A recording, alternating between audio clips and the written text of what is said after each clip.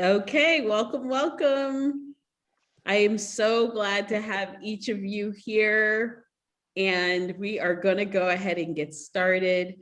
Welcome to our second gathering from Wall Street to our street. And we have some incredible people that are joining us. We are getting everybody lined up right now. And I think we have Jonathan, you've been highlighted. Welcome. And Stephen Jordan, everyone. We'll just go ahead and get everyone featured and then we'll get started. Lafayette, you're next. Carlos, you can kind of say hi as soon as you see you guys are featured. We are so happy to have you guys join us. And Ryan, we see you. Welcome, welcome.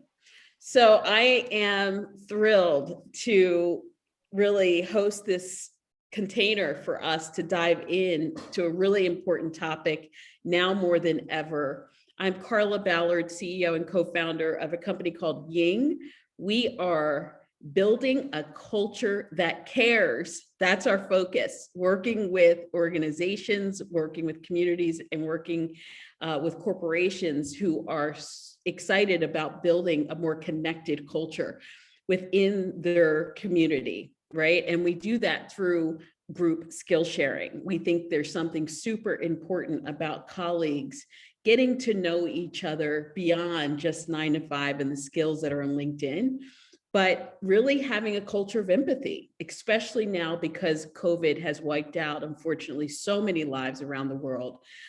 We are seeing about 85% of employees that are disengaged. And we know in many instances, and we'll hear from some of the experts that have been working in this space, that when you can create a more purpose-driven culture within your workforce, employees and the workforce will absolutely be way more engaged, right? And so we want to bring that to this conversation today. But we also want to talk about the leaders that are often not discussed, which are those leaders in community who grind it out sometimes way beyond 9 to 5. We're talking weekends, we're talking the morning, we're talking the evening. And so what is powerful is for us to have the two worlds sitting together in this forum where we get to really have those conversations of how do we create even more connectivity between Wall Street and our streets. So without further ado, we're going to go into some round robin introductions. And I'm thrilled to be able to have my brother from another mother, Ryan Harris, who created an incredible organization called As I Plant This Seed. Ryan, we'll kick it off to you. Just give us a quick 1 to 2 minute introduction of who you are, where you're hailing from, where you're calling from, and then we'll go around to Corey. Absolutely. First of all, thanks for having me, Carla. I really appreciate you. Since we met, you've been just so amazing, just connecting me with everybody and just always keep me up to date with everything going on. So I appreciate you. Thank you. All right. So my name is Ryan Harris. I'm the founder and CEO of As I Plant This Seed nonprofit organization. We are based in North Philadelphia, the Hunting Park section. We recently raised $30,000 and 2.5 days standing outside on Broad Island Park, fasting and praying until we raised $30,000 and we was able to acquire our community center, which we in now.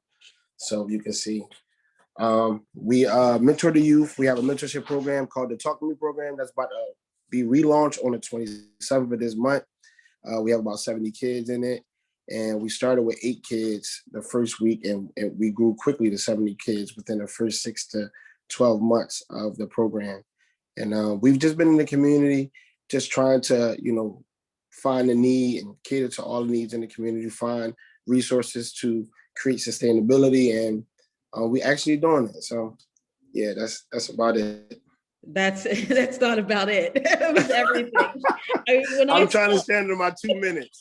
Ooh, that was perfect.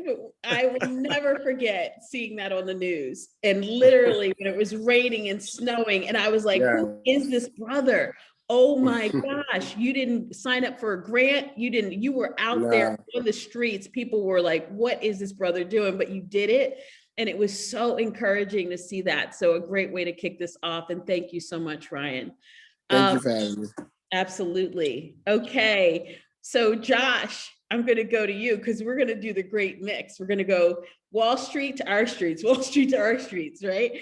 You represent a pretty Fortune 100 company that's been around for a minute. But I know you as someone I didn't surf with, right? But you had my nieces and nephews surfing out there in LA, a totally different vibe than Philly from where I'm from. But I know your heart has always been focused on caring and being committed, right, to seeing a better future and through storytelling.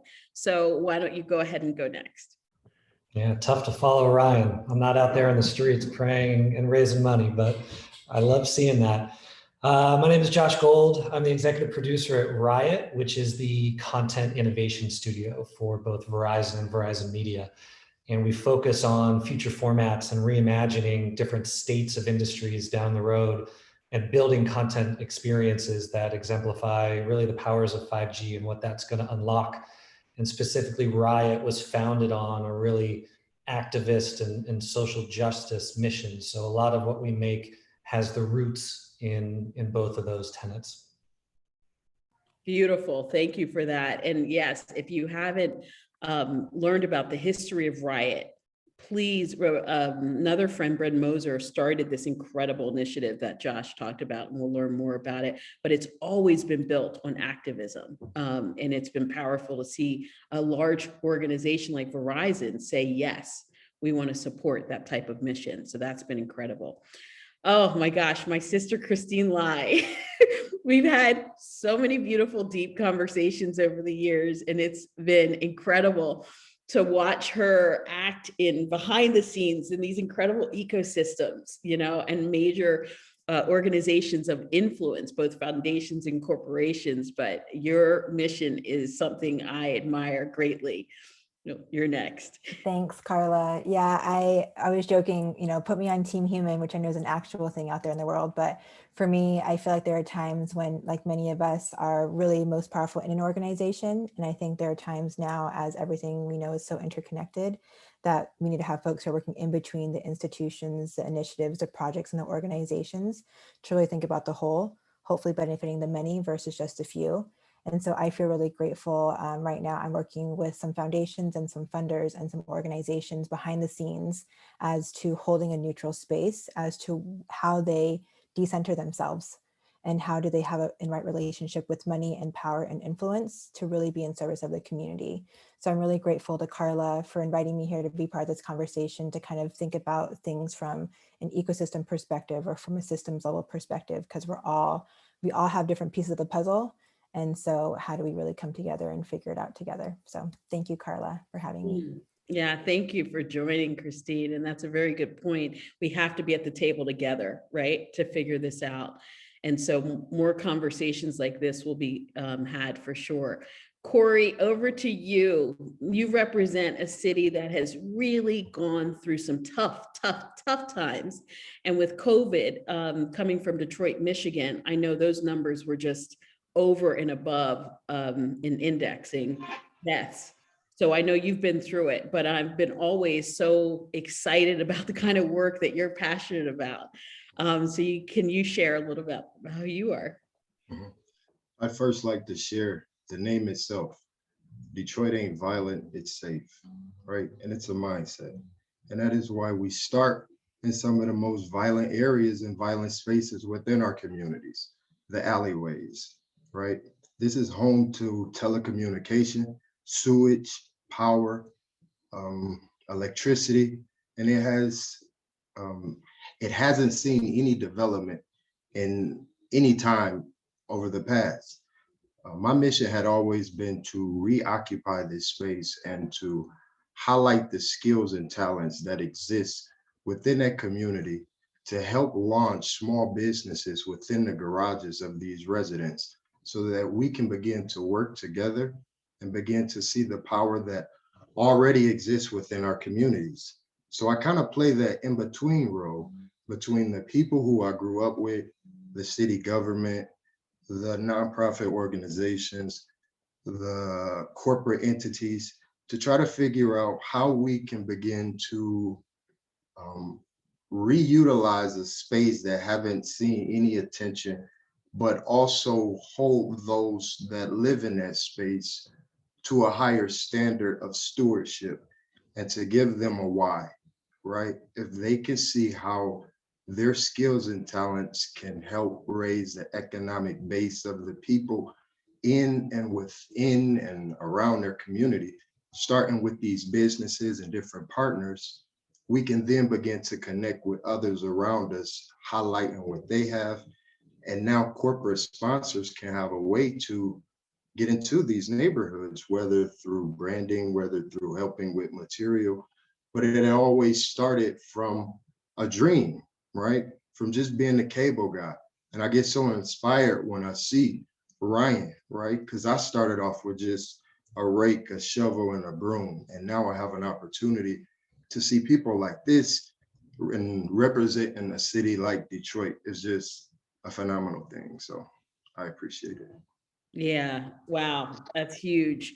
And thank you. And you say just the cable guy. Wow, you got to see a lot in those alleys that people don't even recognize, right? Sometimes those are really undervalued spaces. And the fact that you're activating that and putting attention and transitioning what can actually happen in an alleyway is powerful. Carlos, it got to go to you. Carlos Aponte. From my hometown, We Love Philly, and all the incredible work you're doing. We got to go villaging earlier last year. Go ahead. Yes. Well, thank you so much for holding the space. And yes, it's already inspiring just listening to just people in cities all around the country, right? Like just to know that you're not alone and there's people really trying to tackle stuff that like, yes, Ryan, right? It like brings a tear to your eye. So yeah, so I am the founder and lead teacher, executive director, whatever the titles mean, of We Love Philly. So what we do is we bring the community to the classroom. I'm going to keep it to 2 minutes, right? So I am a high school history teacher at an alternative high school in Philadelphia. So the students, a lot of trauma in Philadelphia happens inside of the classroom. We have a huge literacy problem in Philadelphia. So how can we get the students to engage in learning in a way that also connects them to the community? So we go to different nonprofit organizations, we volunteer for them, and then we make social media content for them, and they run the We Love Philly brand. So we have a podcast, we have our social media pages, we have a website. So through all of this, I can create a curriculum to then offer this as an accredited course where students can take it and get an elective credit through their diploma. And it has been growing since, and now we're taking a shift to not only having the students run and learn from the We Love Philly brand, but also bring ownership in different ways into their lives. We recently did a fundraiser in August. We raised $10,000 for a school bus. The students wanted for like a mobile flea market, mobile education vehicle. And now gentrification's huge in Philadelphia. All of my students are asking, why are these buildings popping up in bandos around our city? And now it's, all right, well, how can we make money from this? How can you get the skills? So we're currently in the fundraiser right now to raise $25,000 for a shipping container that we're going to make a part of the curriculum, and the students are going to turn it into a livable space and then get paid for it and actually own the shipping container. So like, how can we make it so they can have equity in it, sell their part in it? And yeah, and then I teach history too. Thanks for having me. I appreciate you. We're gonna definitely talk about the kind of hours that people are putting into what I call the care economy, right? You are putting in hours, and it's not just a 9 to 5 in any way, shape, or form. All right, Jonathan Verk. Okay, so I have to tell you guys, many of you might have heard, I ran recently, right, for the vice presidential and presidential election 2020. And Jonathan and I actually got reunited. He forgot that it was in his house with his cousin, who I was good friend, or I am good friends with. I haven't talked to her in a long time. God bless her, right?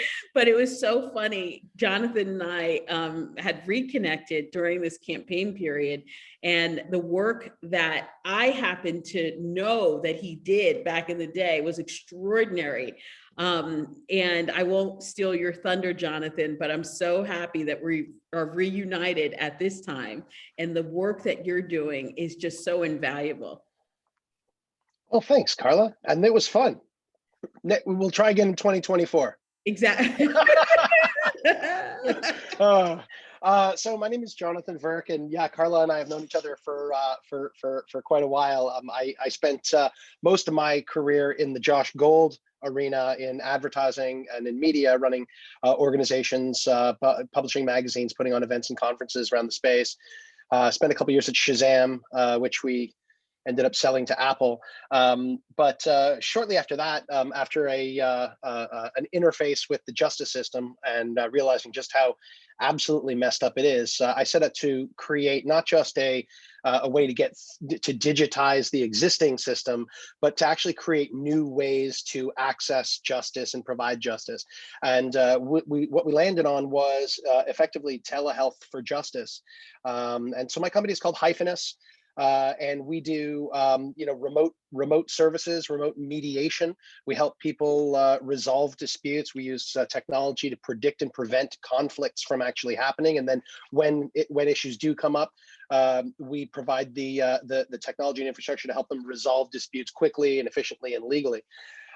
We've kept a lot of people out of the court system, and we're really, really proud of that. One of the things that I was working on a while ago was I put together, or me and a number of other public-private partnerships in the media space. We developed a promo pathway program that helped kids in Los Angeles who didn't have access to the same kind of resources that a lot of others had in the South Bay and East LA. An education program that anchored at Santa Monica College. It was a collaboration between, our organization, Promax BDA, which I was the CEO of at the time, and, Turner, Viacom, ABC, NBC, Fox, and the like. And it was a fully immersive, fully supportive education program that helped people, again, who came from these areas with less access to certainly creative resources. And it was a 12 to 18 month program and prepared them for jobs in the creative economy. And we have kids all over the country now. And kids, I mean, they're not kids, they're young people, and working everywhere from Discovery, Verizon, and the like.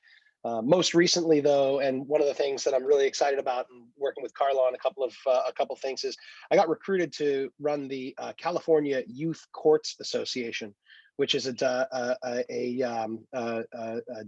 program that helps with a 90% drop in recidivism as compared to the juvenile justice system. Really exciting things going on there, and hopefully going to be able to scale that pretty quickly and pretty nationally. So. That's huge. And that's not a small feat, especially coming from the state of California. So thank you for sharing that. And I am so excited. Now we guys are going to go to our nation's capital. And Lafayette Barnes, if you do not know about the Washington Informer, please make sure you Google it. Okay. This is a historical African-American newspaper publication that has been around for quite some time. The history is outstanding, and we have such an incredible opportunity now to hear from a legacy family member, right? Which is amazing. Yes. So please. Thank you, Carla. Thanks to everyone here. Glad to be in great company. Everybody's doing amazing things. Good to hear about, what you have going on, Corey and Ryan, and I think Josh, like with Verizon, like we're right. The Washington Informer is a 57-year-old Black-owned news publication based in Washington, D.C. And so in the last 5-6 years, I've sort of taken a leadership role there and decided to create a millennial-based content creation hub in D.C. So we create podcasts, videos. We have website for news articles. We have a print magazine that comes out monthly. And pre-COVID, we were doing a lot of events and merch pop-ups just to, create revenue for the business. And we've seen like hundreds of content creators come through our hub. We provide a studio space. We're working on the second studio space, and we just try to change the control the narrative for young people of color in Washington D.C. And obviously, when you look at the news, you can I was born in 1985. It was the murder capital. D.C. was the murder capital. There's always been like a long history of violence and gentrification. We're like one of the number one most gentrified cities in America. So I mean, it's been difficult, but it's been rewarding to try to provide a platform for people of color to still maintain their voice as indigenous Washingtonians. There are a lot of people. There's a strong movement, two movements actually. One is called Don't Mute DC, which was about our traditional music of Washington DC, which is go-go, sort of being muted, saying that, we have people moving in town saying that this music is like, too loud, or we don't want to, it's just not proper. We don't want to hear this type of music. And so the city has come together to say, no, this is our, indigenous music. This is what we like. This is our culture. We won't let our culture be erased or, passed over, pushed over for whatever's new. So if you want to check out our website, wibridgedc.com, and you can check that out on all social media. You can see some of the content that we create. We do a weekly music showcase, which showcases artists from DC, from hip hop, R&B, and whatever else folks provide to the platform. We also do a weekly news show, What's Going On in DC, and we have articles on all various topics that concern millennials in Washington DC. So please check out the site and support our paper. It's amazing to be in the legacy of my grandfather, who started the Washington Informer newspaper 57 years ago. We're still a small newspaper office based in Congress Heights, Washington, D.C., which is, a traditionally disenfranchised area. So we're always trying to, set a standard and create, a safe space for folks to do positive things and not just, get involved in some of the, typical negative pipelines that are, have been set up for us. And I've been proud to meet Carla and learn more about, the media and skill sharing, and just, connecting our small business to some of the larger organizations that I think can really have a serious footprint in our area that, haven't been there traditionally. I love That's that, my story. Lafayette. Thank you for that. That's a huge story. It's also a family story, right? But it's so perfect. Stephen, he mentioned a neighborhood we got to really do a lot of work in 20 years ago, right? Ward 8, Congress Heights. And there's still lots of work to do. So Stephen Jordan and I met at the United States Chamber of Commerce, where he helped to create a lot of the civic work that was being done. So Stephen. Thanks a lot, Carla. I know I only have 2 minutes, right? Well, we're going to have a whole conversation, but yeah, just to kick it off. Okay. Well, so I worked at the chamber for about 15 years. And I had this situation come up more than once when I started telling people what I was doing. I'd have a journalist go, "You can't work at the chamber." And I was like, look, if business doesn't connect in the community, if you don't build trust, right? I can sell you something one time, but you're not going to buy a second time, And so I was trying to explain that if you really want to do things right, you've got to connect, and you got to be part of the fabric of the community. And a lot of business people, they don't know how to do it. It's like you ask a hardware store guy about hammers and he'll tell you 500 different hammers, but you say, okay, can you go out and help do this over here where they use your hammers? And he's like, can you give me some pointers? It's kind of outside of what I normally do, which is sell hammers. So I created this whole research thing to kind of share lessons learned and best practices about how to do it. And people liked it. And we were able to put some points on the board and do some good deeds. And then, but one of the things that happened in the later years of me doing that is I'd been doing a lot of stuff in terms of corporate citizenship, corporate responsibility, in terms of one-on-one business kind of stuff. And I was increasingly looking, and I didn't see as many folks really looking at it in terms of the community level. You know, how do you bring the systems together, the economic system with the social system, with the environmental system, et cetera. And I was given the opportunity to run the Institute, and I really liked this idea of trying to connect the community and make it work. A lot of people think sustainability is environmental, and I think of it as the human ecosystem. And I think of it as, you know, if you really want to be sustainable, you got to really have not just the environmental, but the social, the economic. You got to think through kind of the past, and you got to think about the future, innovation. So I've been doing this a few years. One of the things, Carla, that I've been thinking about is that everybody here wants to change the narrative. Kind of the same thing I wanted to do with the Institute. You know, everybody looks at disasters as like the sudden shock, like the hurricane or the wildfire. You know, the worst wildfire in California killed 80 people. Lafayette, how many people were killed in DC last year? How many people were killed in Chicago? But because it didn't happen, you know, like a weekend of a wildfire, people don't think of that as like a disaster.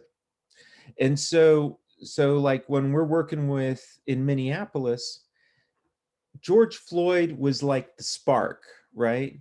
But the kindling, the all of the stuff that was there for a while, and we don't look at, you know, working beforehand. It seems like the American way is, oh, there's a disaster, let's go react to it, instead of, oh, here's the conditions for what could be a disaster, let's fix it. And so I feel like all of us are trying to change the narrative. Like, we're working with some folks in Minneapolis who are trying to talk about healing, trying to talk about love, trying to talk about helping business in the community, you know, and get entrepreneurs going and all of that kind of stuff. That narrative, like, is really, really hard to break through. And Corey, you know, I think that's kind of what you're doing, you know, and it's the kind of stuff that we got to figure out really how to aid and abet. Like, no, it's like once you get it, but the outside folks, it's just so hard to get them thinking out differently from the way that they've been thinking. Anyway, Carla, that probably wasn't a good 2 minutes. No, are you kidding me? That was brilliant.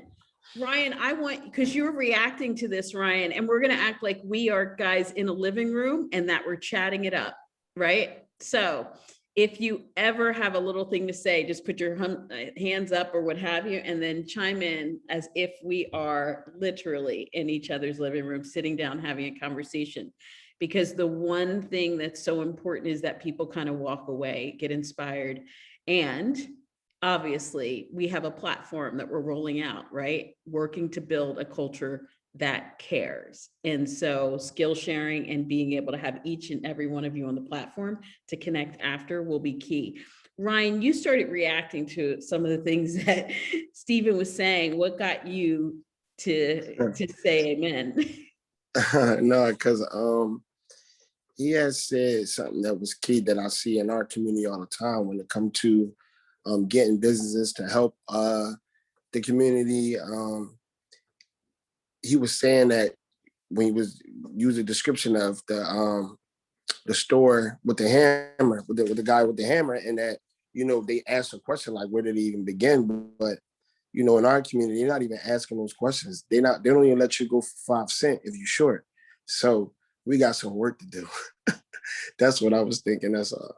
No, but that's an important point. You know, it's consumerism. Like, you're able to get people to buy because you've got great ads and great commercials, and, you know, you're going to sell them on a discount and all this stuff. But when it comes to connecting relationally, with the outside neighborhood that sustains them, that bridge is a hard one. Okay, fantastic. All right, Jonathan, you're making some bridges happen in the court system. As an entrepreneur yourself, as somebody that was steep into corporate America, and you decided to make a life change to now address juvenile justice prevention. You mean to go from having a salary to not having one? There you go. Talk about it. Like, what in you made you go from like these flashes and big credit card accounts, corporate accounts, and everything? Something in you decided, no, I need to switch my mission.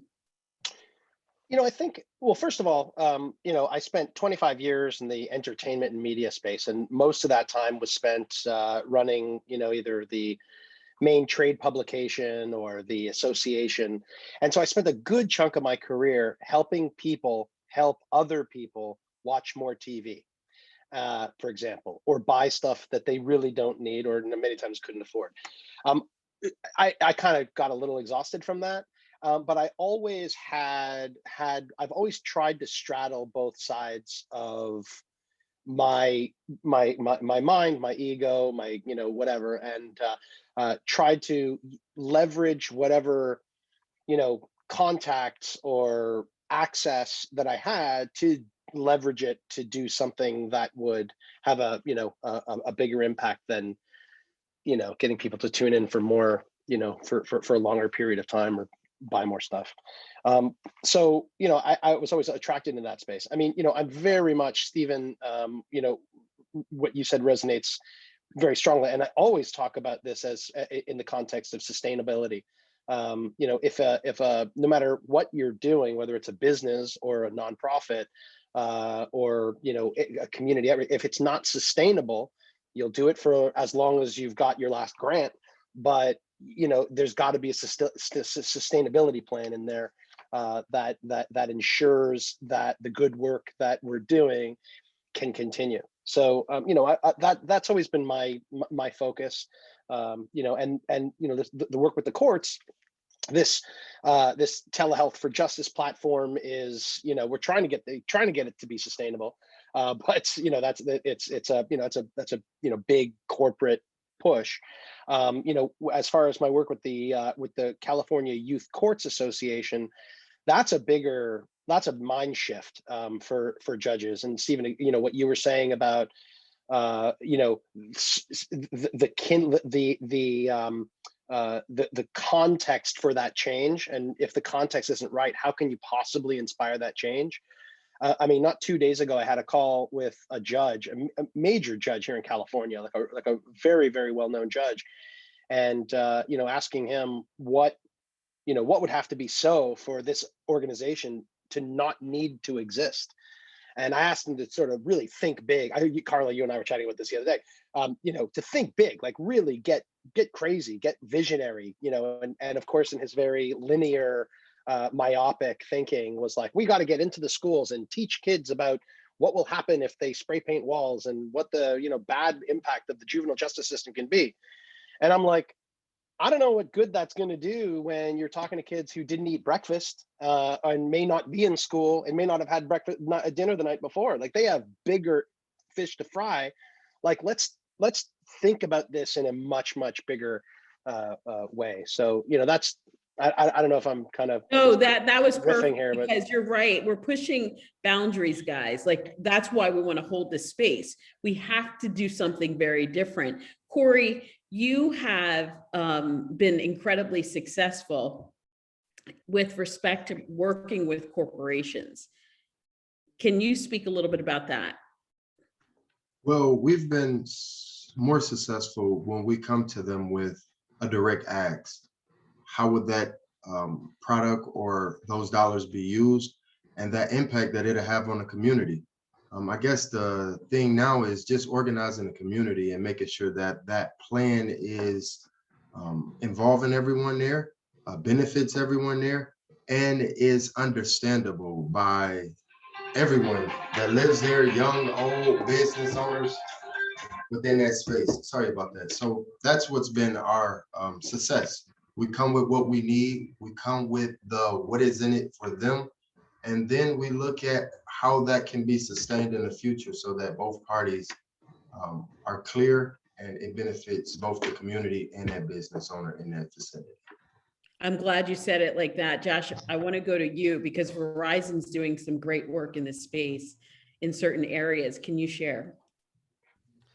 Yeah, I think for us, we come to it from a hardcore storytelling perspective. And we sit in a nice place because, you know, we've got, for all intents and purposes, a daddy with deep pockets who wants to do good, which is amazing. And for us, it's all about reaching people at scale. So community involvement and grassroots is what's really getting these movements started and making real change. But if I could reach 1 million eyeballs at a time, what can I do with that? And so we are, you know, in a number of different mediums trying to reach kids growing up and trying to reach people already entrenched in their thoughts and hitting them where they get their news sometimes with Verizon Media Brands, with Yahoo and Huffington Post and BuzzFeed. You know, we've got eyeballs built in. How do we do something with that? And so last year we produced a film with LeBron James about his new public school in Akron that he opened up to try to put a spotlight on education reform and kind of the new movement of social and emotional learning and how that could flip the tides on low income neighborhoods and how these kids are dealing with trauma, but also getting educated in a better way. We worked with the Martin Luther King estate last year to bring the MLK I Have a Dream speech to life in augmented reality. And now it's a permanent installation at the new DuSable African American History Museum in Chicago. So trying to put spotlights on stories that either otherwise wouldn't be told or can, you know, get highlighted in a new way for millions of people. So that's really what we're trying to do. And, you know, obviously Verizon as a whole has massive CSR and diversity and inclusion initiatives that we try to uphold and play a part in. And I think, you know, a tool like Ying is going to actually help out a large corporation like Verizon in a really interesting way to allow, you know, the tens of thousands of people they employ across nations, but in America specifically, put their skills to use. You know, everybody wants to get involved, but, you know, like Stephen was saying, some people just don't know how. And I think this is a really interesting way to create an economy of sharing that stuff and allows you to tap in from a really easy way. I love that. That is so powerful. Christine. Yeah, it's interesting just hearing the threads of what folks are sharing. I think, Carla, when you mentioned at the very top of the call, like alignment of purpose and how do we actually activate that, it made me think about like what makes people come alive. And I think each one of you have been able to do that with the communities that you're engaging with. And then the follow-up question, and this is from Margaret Wheatley, it's like, what's possible here and who cares? Because I think that gets into like the dream possibility state of like what you're talking about, Jonathan, or other people who are like, let's really get out of the paradigm of like the thing that's right in front of us, because that might be a symptom, not like the root cause. And so how do we really think about how each one of our approaches, whether it be through media with you, Josh, whether it be through your partnerships, Corey, whether it be through your platform, Lafayette, like how are we each taking those things as our like offer to the community, but then that responsibility to steward it and really think about what's possible here and who cares. And then we have some things to work with. And so anyways, I'm really appreciating kind of like hearing how all these pieces are coming together, because at the end of the day, it's like, we're all human. And so what is it that makes us come alive? What do we care about? And then who are the people around us that care about that? And then what can we do together? And so anyways, I'm appreciating the threads that I'm hearing from what everyone's sharing thus far. That's amazing. Lafayette, did you want to comment? Yes, certainly. I think that, you know, somebody said we're all trying to control the narrative, and that's literally what our motto is at the Bridge: control the narrative, save the city. We believe that, you know, so often the stories of African Americans and all people of color are just, you know, not told accurately. There's so many success stories and there's so many, you know, solution oriented stories that, you know, should be highlighted that just aren't. You know, it's just systemically told the same exact narrative, which, you know, hurts us exponentially. So that's pretty much all I have for right now. Yeah, no, that's important. And I think there's also asset framing that we rarely talk about. Mm-hmm. We always talk about underserved, you know, high crime. And it's almost like poverty charity words, right? Just so that we can get more grants and money. Versus when you come at it, and Stephen, you know where I'm going with this. When you come at from an asset framing, what are the new markets, right? When new market tax credits or opportunity zones, that kind of word starts to attract in opportunities, right? Money, dollars, investments. You know, I really want to go to you, Carlos. You are talking about asset framing in the best of ways, because you're literally talking about taking container housing and allowing young people to eventually own their own housing at a young age that they built with their own hands. I mean, please share more. It's huge. Yes, I love the sharing of the narrative and the storytelling, right? It's the common thread of all the humans, right? And the framing of, we're doing this for ownership, right? We're doing this to not only, and I love that Josh mentioned the social and emotional piece, because that's what we're really at the heart at with We Love Philly, right? How do we get through the trust versus mistrust stage? How do we get that security feeling? And you do that through owning your story, introducing the youth to people who also own their story, and letting them see that through these people telling their story, they have adapted, they have changed, and they have evolved. And most of these people that our youth are meeting, they're all talking about ownership, and that's really what it's about. So now, how can we develop connections with the community that also want to see our youth, I don't want to curse, but like own some, right? So like, how is that possible, right? And that's where we came the shipping container idea. The average home in the biggest, poorest city of the country is $300,000 now, right? $300,000 for the average home in Philadelphia in 2021. So where does that leave our youth, right? How do we tackle that? We need to give them the skills that they're no longer learning inside of the high school, right? How do we do our taxes? How do we do real estate? How do we make these connections and network with people who want to see us win and who want to actually go with what the root of the problem is and not the reactionary? I love how that was brought up as well, right? Let's all react, let's get the headline, and let's solve it after the fact, when in all actuality, we need to be there before, right? We need to be there tackling, we need to be coming together.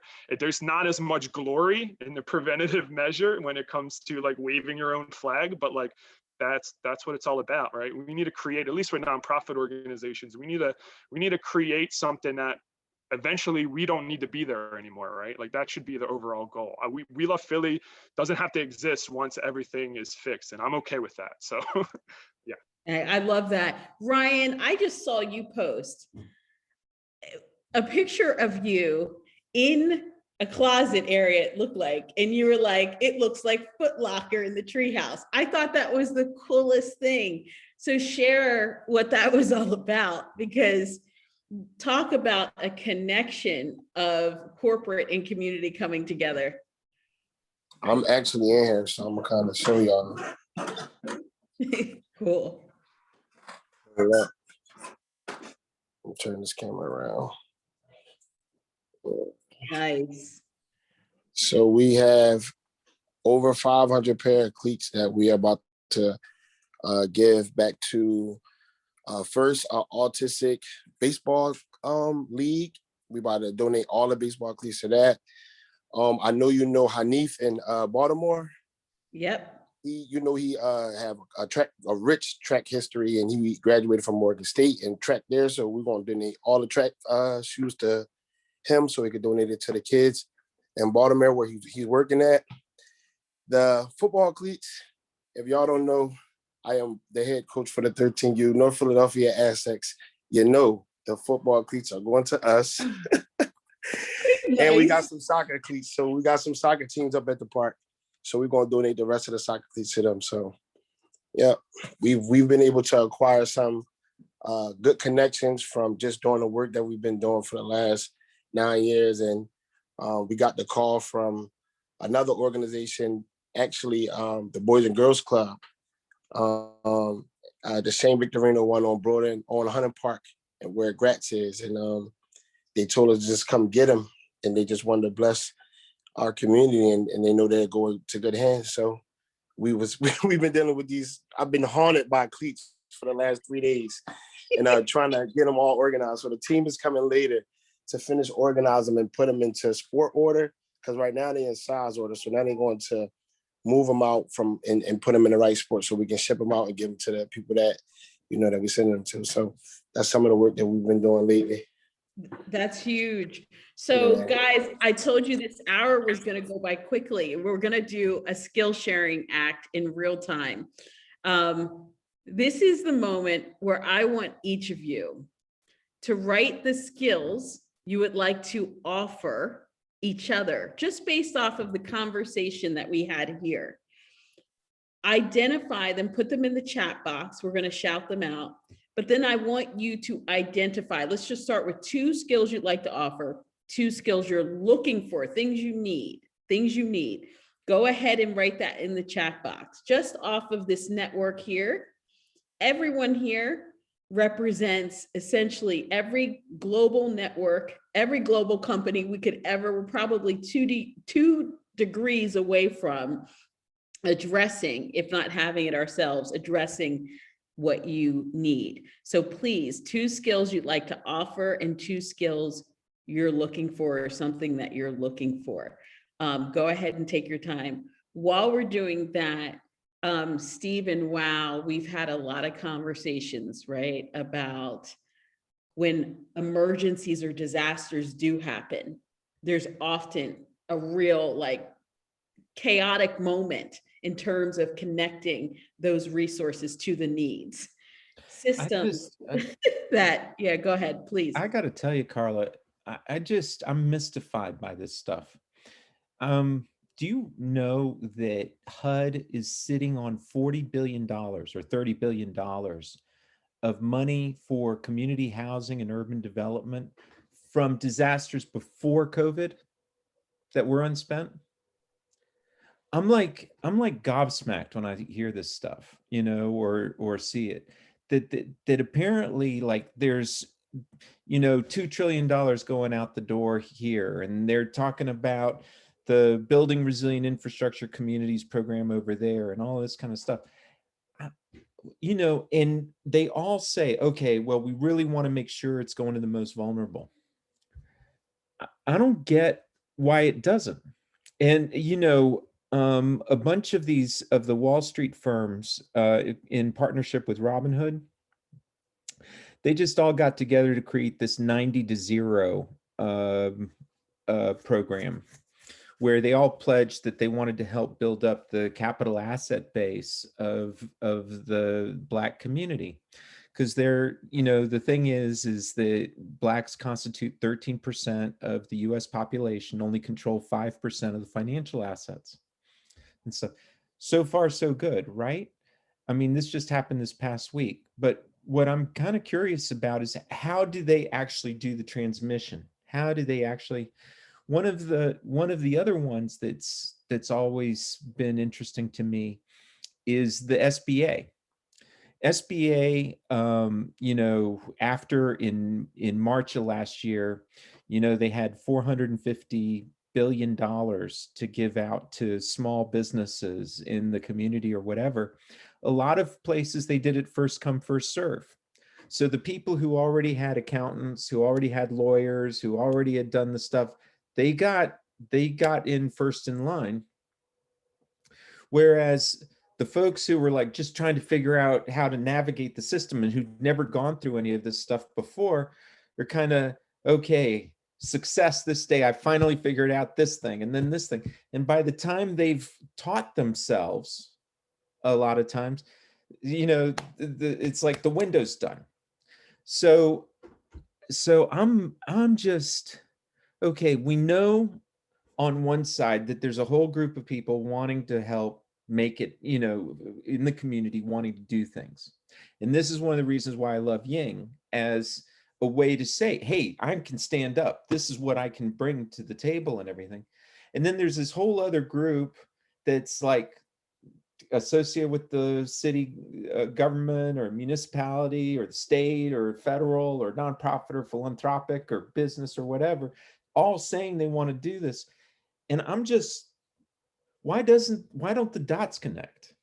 That's like the biggest question I got on this thing, because And that's the everybody's frustration. talking Mhm. like that they want to do this stuff, but the action, the deeds, it's just, oh, I don't get it. And it's like one of the things I really want to figure out. I love it. Jonathan. Hi. Yeah, I mean, I'm just as frustrated with, you know, each of the challenges that you guys have identified. You know, it's pretty amazing to me that, yeah, I mean, I had heard about the $40 billion sitting there in HUD, and you know, you know, as somebody who spends, you know, day in and day out trying to convince people that it's much better to take your vitamins than have to deal with the medicine, it's just, you know, it's just unbelievably frustrating. You know, I think that the good work that you guys are doing to make the connections between the to create that sustainability plan and to make sure that there is a, you know, especially with corporations, I mean, there's got to be an inherent benefit to them. You know, as much as we'd like to on an individual level say, you know, be committed and you know, want to fund and want to participate and want to get involved. I mean, it's got to fulfill a corporate, it's got to check a corporate box. You know, these are corporations. They're not, they're you know, they're there to make money for their shareholders. So it's got to tie into their overall growth strategy. It is frustrating, and Stephen and Jonathan, there are opportunities here that I think are coming to the surface, right? That are beginning to have intentionality of making those connections, not fast enough, clearly, but we're making our way there. Josh, I want to go to you because Verizon's doing some incredible work around 5G, and you've done also work in communities where you're creating those connections and it seems to be working. Can you share a little bit about the secret sauce there and how 5G might help even more to create and establish these relationships? Yeah, I mean, we're trying to, you know, wire all the major cities we can in the least amount of time, and it's all to establish connections. And if we can, you know, through a technological perspective, break down any friction or barriers between different groups or the community itself and the businesses or the government there, that's great. But ultimately, you know, our role and what we're playing there is trying to engage various communities in adopting new technologies and allowing students to learn in new ways. We just worked with this incredible organization called All Black Creatives, and that was to really, you know, once again, shine a spotlight on young artists that wouldn't otherwise have any opportunity where they're living, whether they're in a small town and there's no publications there, or they're from an underprivileged community and just have no idea how to get people to see their stuff. You know, we've allowed 5G connections to help them create augmented reality versions of their art, whether that's a painting or a sculpture or something else. And we worked with Huffington Post. The initiative is called Art is Revolution. And we took 16 young Black artists and allowed them to utilize 5G to help create new pieces and bring them to the world and tell the story behind it, tell their story of where they grew up and why they're making this type of art. So once again, utilizing new technology to tell a story that just wouldn't get out there otherwise. So that's kind of our conduit into some of this, to give people views that maybe they wouldn't otherwise hear and allow them to express their views that wouldn't otherwise be heard. Corey, I'm going to go to you because you've been working in that beautiful metaverse world. And Christine, I'm going to go to you. Yes, so that has been one of the biggest challenges, I believe, from just being this cable guy, as you all know, having this idea on what the possibilities could be in these alleyways and not looking to force that idea in the communities that I felt it will work better in, right? So I had to find the right communities that was already working within that same space and towards that same goal. But now the goal is, how do we create a visual that everyone would be able to understand how they mutually benefit from developing from essentially the inside out, right? How can we create this commercial corridor within these alleyways? Another one of the brothers on here was just talking about ownership, right? So we're looking at ownership inside of these dilapidated buildings and homes inside of these cities, but also how can we utilize the back portion of these homes to start and launch new businesses in the community, right? You may not be interested in businesses, but you may want to lease that space to Verizon to have a pop-up shop within that space, right? It serves us as a way to bring in new clientele, but it also brings a better economic base for those homeowners that live in those communities. So we've always been looking at how do we tell that story to both the residents and the business owners that are looking to have a triple bottom line, right? We can make it work for everyone. We just want to find the right spaces and places that these different companies and communities could mutually benefit. So that would be great, that type of technology. What I love, Corey, from what you just shared, which is like piggybacking off of Josh and Jonathan, is really like, how do we just have a space where we just share what our self-interests are? Like, it's important to actually understand what is important and what each of our needs are, and then sharing what we're generously willing to share, whether that be time, physical space. Josh, I hear you over and over again, like you're such an amplifier of things that need to be told. And so I think being able to have that space to figure out what is everyone's self-interests, and then I've been contemplating the order of how you say this, but being selflessly selfish or selfishly selfless. So how do we operate from hopefully a place of what's good for me is what's good for you is what's good for us? Because when we can align all those incentives, then we have a lot to work with here. When I know like what's important to you, Lafayette, I know it's important to you, Ryan, and I know like what Josh has to offer and what Corey has to offer, we have a lot of things to work with outside of just money and capital. Like value is so many different things to so many different people. And so anyways, that connection from Jonathan and Josh and Corey, like so good. Christine, you could not have closed this out. Guys, this is just the beginning. But the good news is we get to see each of you. I want to close with one statement, right, from each of you in terms of where you would like to see this Wall Street to our street connection go, where you at least hope it can land. We are coming out of COVID. We will get to the other side, but the world will look very different. It will look different. And so this is the conversation that can spark, especially in an environment like Ying, where we're able to literally have skill sharing transactions that happen specifically around tasks that we want to see can help build a culture of care in our society. So one statement for each of you guys as we close. Carlos, I'll hand it over to you to kick us off. I would like to see it land with humility, right? Like, how can we all come to a table without any preconceived notion of, I think my way is right, and really listen first without having the response as you're listening. So, I mean, that would be wonderful, because there's a huge disconnection between the people on the ground and then just giant corporations. So that would be amazing, right? We're all trying to solve the same problem. So how can we work together with humility in order to do that? Amazing. Thank you, Lafayette. And so one thing my grandfather always used to say was, if it is to be, it's up to me. And so I think if we can all, start with ourselves, say, how can we help? Which I think, this conversation is a great example of that.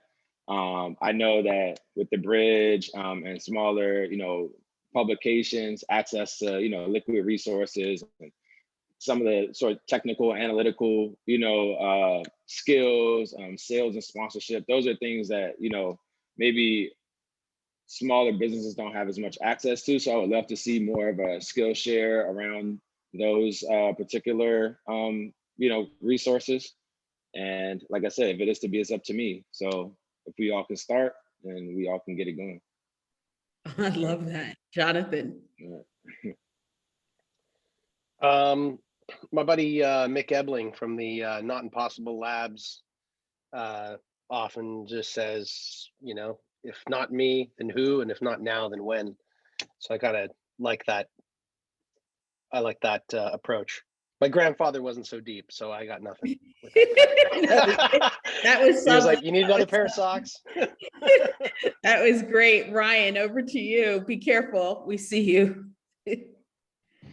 I know, Carla. I feel like every time I get invited to the panels, I'm always on a run every time. I'm actually about to go meet my 13U team, the coach. So I'm on the move, and I'm so sorry. No, it's real. you know. This is real time what happens in our streets. Absolutely. Absolutely. But I appreciate y'all for being patient with me. And people been in and out of here getting food and stuff like that while we've been on this call. So I'm so sorry. But I just thank you for being on the call. And I want to connect with everybody on here if I can. I definitely make sure that I'll leave my information in the comments so anybody can connect with me. And I mean, like, I don't know how much if anybody did any research, but we working every day. We in the street, so it's always stuff to do. So anybody want to collab, anybody want to connect, it's always work to do. So I appreciate everybody on the call, and I'm gonna hand it over to Carla. All right, Corey. Mine was deliberate intent, right? We've all heard what each one of us bring to the table. And we all have gotten to this point by identifying within ourselves what we would do every day for free anyway. I've always asked people that I came in contact with, what could you do every day for the rest of your life without being paid for it? Because other than that, I don't want to pay you for anything else but that. And I have really been able to see what can happen when you show people the possibilities of themselves on what they already exist and what they already love to do. So that's what I'm here for, right? To be able to help dig deeper into what the people really want. How can that be articulated to those that say they want to really help? So I love to travel and meet folks. I'm knocking on doors. I want to talk to folks so that we can really find out what's missing, right? So that's what I like. We can knock on them doors together, brother. I'm there with it, man. I love this. All right. And Josh, and then Stephen. Yeah, this is great. Thank you so much for setting it up. It's just inspiring to hear everybody doing the good work. I think, Corey said, or Ryan said, there's always work to be done. And it's nice to hear the various ways that it's happening around the country, and excited to be, a part of it in my own way, and very cool to hear how everybody else is doing it. Beautiful. Thank you. And Stephen. Basically, let's keep working on changing the narrative. Let's, Christine kind of said it for me, the selfishly selfless. Everyone in this from every part of the community's got a vested interest in building up social capital, but somehow people think that it's better if they keep their marbles and take them home, So let's kind of change the narrative and make different mistakes than the ones we've been making. Wow. On that note, okay. I can't thank you guys enough. You've been incredible. Like I said, this is just the beginning. I am so overjoyed, right, with how much we've shared in such a short period of time. I'm more excited because we get to stay in contact. For our attendees that are joining, thank you for participating. And I am thrilled to be able to say that we're 3 weeks away from coming out of beta. And that is an exciting moment on so many levels. Woohoo! That's right. And so if you're an organization, if you're a nonprofit, if you are a community, feel free to reach us at info@yingme.co. And we are excited to take you through a demo, but this is a platform for groups to build a culture that cares. Thank you guys. Have an incredible evening, and thank you to all of our panelists. Take care.